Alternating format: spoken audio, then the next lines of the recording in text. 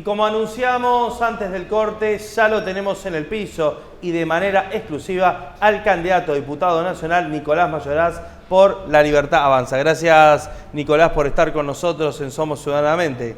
Muchas gracias a ustedes por la invitación, un gusto. Bueno, la fuerza más votada en la provincia de Santa Fe y la fuerza más votada a nivel nacional también.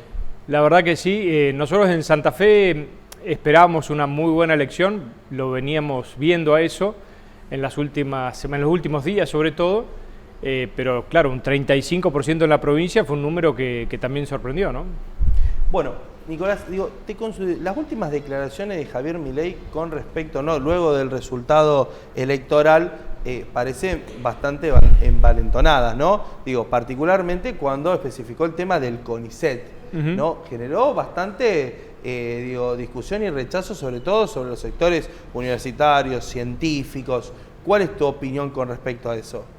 Mira, yo creo que Javier lo que viene haciendo antes de la elección y después también lo sigue haciendo y lo ha profundizado es instalar temas. Temas y lo instala de un modo polémico. Su primera declaración pareció cierre de CONICET cuando él dice que iba a cerrar todo un ministerio. Y en las declaraciones posteriores pone bien en claro, acá lo que hay que ver es qué es lo que funciona y cómo está funcionando. Para mí el tema de la discusión del CONICET hay un punto que hay que sí analizar, que es el de el financiamiento de la investigación en ciencias sociales, y ahí empezás a ver que hay un montón de presupuesto que se destina a las ciencias sociales y con una finalidad donde la utilidad está más que en discusión, más que en duda, y donde claramente es legítimo plantearse si es legítimo que el Estado financie algunas investigaciones que no tienen ninguna utilidad para el bien común, para el conjunto de la sociedad, ¿no? Estoy hablando de investigaciones que tienen que ver con cuestiones que no van a redundar en el beneficio de nadie, sino solamente de aquel que se beneficia con el estudio porque cobra una beca, ¿no?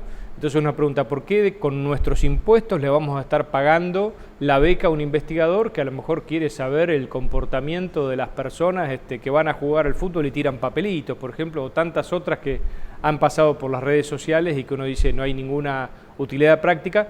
Y no tiene nada que ver con el sentido originario que ha tenido siempre el CONICET, que es las ciencias duras, donde realmente ahí la investigación sirve y donde a lo mejor el Estado, el financiamiento estatal, llega a donde no pueden llegar ni las empresas privadas ni otros sectores dedicados a la investigación que no tienen esos fondos, ¿no? Yo cuando he tenido la posibilidad de entrevistarla, ¿no?, a Diez, que es la primera candidata a diputada nacional, en este caso usted, el modo o el estilo es mucho más, no digo moderado, pero sí también más respetuoso de las opiniones divergentes. Cuando uno lo escucha a Javier Milei cuando habla de las entrevistas a nivel nacional, el estilo o el modo es muy distinto también a los candidatos que lo acompañan. Sí, bueno, Javier Milei hay uno solo y los que quisieron imitarlo no les ha ido bien. Yo creo que esto es un frente electoral, aquí confluyen distintos espacios, no todos son libertarios o liberales ni tienen esa mirada como la de Javier Milei, pero hay que reconocerle algo. Esa posición vehemente que tiene Javier, que en algunos hasta a veces parece una exageración en las formas, es la que ha logrado, primero, tener la atención de la sociedad y segundo, que la sociedad le empiece a prestar atención a ciertos temas o a ciertas problemáticas que a lo mejor si lo plantea un ciudadano común o alguien como yo, un tono más reposado, no les va a causar la misma impresión o el mismo interés.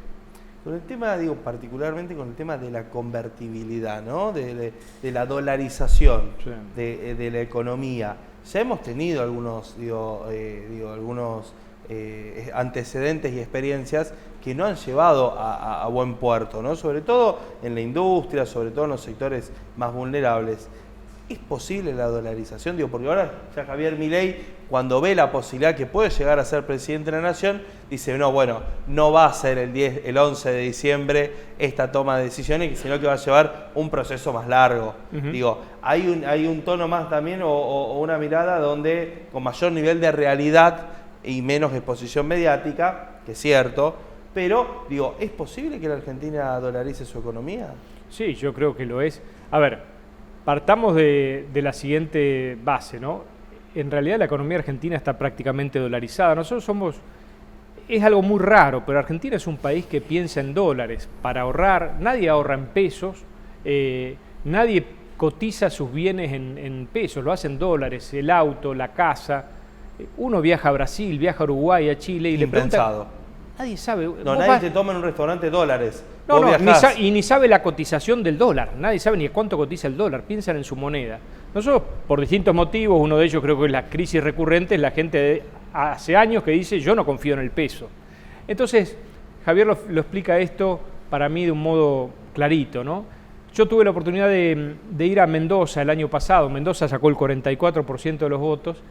Él arrancó el año pasado con clases públicas para explicar sus ideas o su plataforma. Y él dice, los políticos te están robando y yo te voy a explicar por qué. Y era un público que había de todo, padres con hijos pequeños sentados en los hombros, gente mayor, estudiantes, de todo.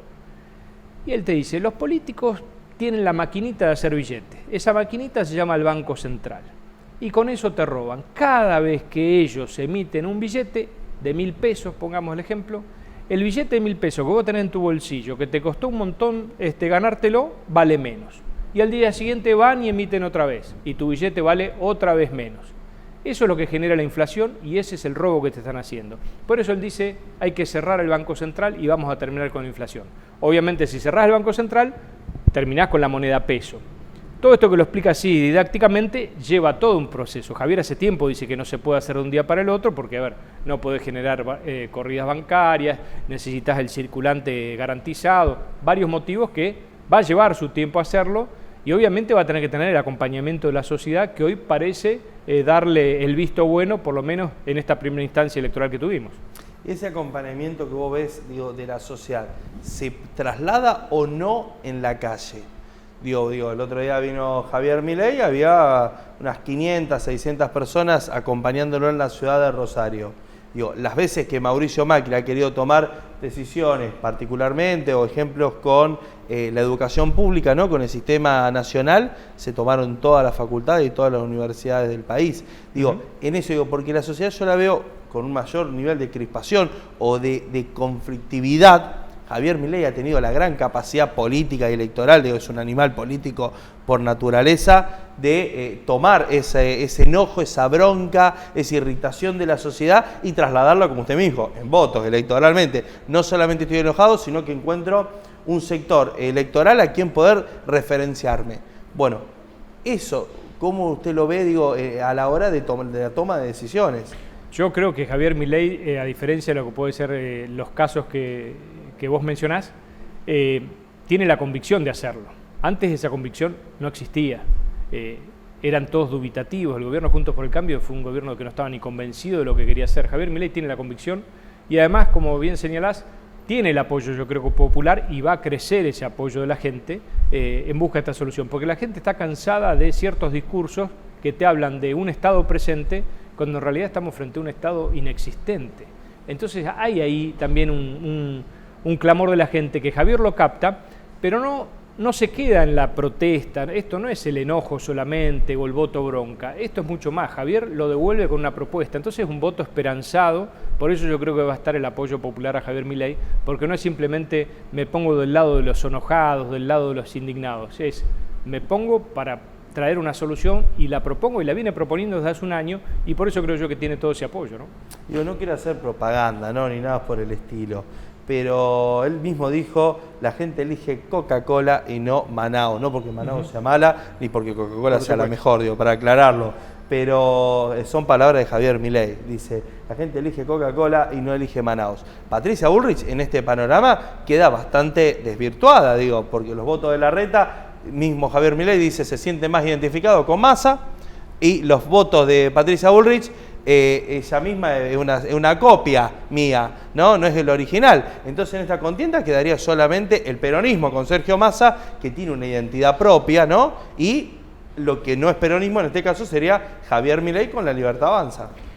Yo creo que sí, Javier Milei lo primero que hizo fue romper, y esta elección lo demuestra, con la farsa de la grieta entre el kirchnerismo y los que se autodenominaban la oposición.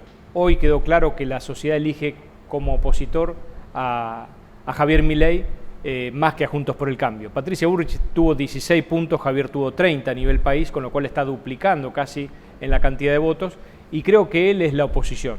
En lo de peronismo no voy a coincidir tanto con usted. Yo creo que mucho peronismo ha votado a Javier Milei porque no se siente representado con el kirchnerismo, que además creo yo ha abandonado muchas banderas del peronismo, y tenemos un presidente que se dice socialdemócrata. Eso en el peronismo era impensado que se definieran como socialdemócratas. Liberal en lo político, peronista en lo económico, bastante complicada la definición, ¿no?, de Alberto Fernández. Totalmente aclararlo, desvirtuado en este panorama. Digo, el presidente de la Nación en funciones es el ministro de Economía y la jefa política es Cristina Kirchner. Digo, después de eso es bastante complejo. Hay mayor pedido de los intendentes en los últimos días de la presencia de Cristina Kirchner en los sectores populares. Sí, yo lo que creo, coincido con usted que están desaparecidos. Alberto Fernández y Cristina están desaparecidos de la escena. El protagonismo lo tomó Sergio Massa, creo yo, por una cuestión básica, porque era el candidato presidencial y porque además es el ministro de Economía que hoy tiene el manejo de las cuestiones más complicadas que tiene la gestión, que es el acuerdo con el Fondo Monetario, los pagos que hay que hacer, las divisas que faltan, etcétera, ¿no? Los intendentes de lo que comúnmente en la política se conoce como el conurbano bonaerense, pero técnicamente sería la tercera sección de Buenos Aires, solicitan urgentemente la presencia de Cristina Kirchner en ese clave electoral que es muy importante. Digo, porque si uno sacaría ese enclave electoral, Sergio Massa estaría cerca del 16-15% de los votos. Sí, igualmente yo creo que esta polarización lo va a beneficiar a Sergio Massa, porque hoy claramente es el modelo del gobierno contra el modelo que está proponiendo. Claro, por eso mismo yo le decía, hay un modelo con identidad, idiosincrasia, que es del peronismo, y en este caso hay uno nuevo, que es el de Javier Milei, ¿no? Exactamente. Bueno, lo de Patricia Bullrich queda totalmente desvirtuada. Por un lado, Sergio Massa la chica votos con el esquema de Horacio Rodríguez Larreta, que hay que aclararlo, habrá sido el costo, voto y cantidad de invertido en la campaña lo más caro en la historia de la República Argentina en una campaña. Coincido, el despilfarro que hizo Larreta fue la verdad que vergonzoso. Yo creo que Javier Milei tiene un piso, o sea, tiene mucho para crecer. Patricia Bullrich no tiene un piso cierto que es Juntos por el Cambio, porque tendría que ir a convencer a ese votante que, como usted dice, puede ir para otro lado. Y además hay mucho votante de Patricia Bullrich que se metió en esa interna, aunque decía, nos pasaba a nosotros en la calle, no, voy a votar a Bullrich porque quiero asegurarme que no gane Larreta, pero yo después voto a Milei. Así que hay mucho voto de Patricia Bullrich que va a venir nuevamente con Javier Milei. Y además está ese voto que creyó que lo que decían los medios de comunicación, lo que decían algunas encuestas, que nunca son fidedignas, de que Javier Milei no tenía chances. Ahora, al verlo con chances, creo yo que vuelve a ser el candidato a votar. Bueno, ayer uno de los medios de comunicación importante, ¿no? El que pone último momento, ¿no?, con las placas rojas, ya cuando habló Sergio Massa ponía Milei versus Massa. Digo, no existe, ya digo, o de algún modo no hay la posibilidad de Patricia Bullrich en un balotaje. Yo no lo veo, y además creo que usando la chicana que usaba Juntos por el Cambio, habría que decirle a Patricia Bullrich que no sea funcional al kirchnerismo y que se baje para que se defina realmente la cosa entre Massa y Milei. Entre las declaraciones de Javier Milei y de algunos candidatos nacionales y también locales, yo veo mayor enojo para conjunto que por el cambio que con el propio peronismo. Digo, y mayor trifulca, digo, ofensiva, no sí, ofensiva, pero sino de ataque político que con el propio peronismo. Yo creo que ellos han tenido una interna bastante violenta, digamos, bastante agresiva entre ellos, entre los candidatos, y eso ha hecho que queden muchos heridos y también se refleja en el humor de la sociedad, ¿no? Nicolás, quiero agradecerte por estar con nosotros en Somos Ciudadanamente. Gracias a vos, un gusto participar de tu programa. Vamos al último corte y ya volvemos con Ciudadanamente.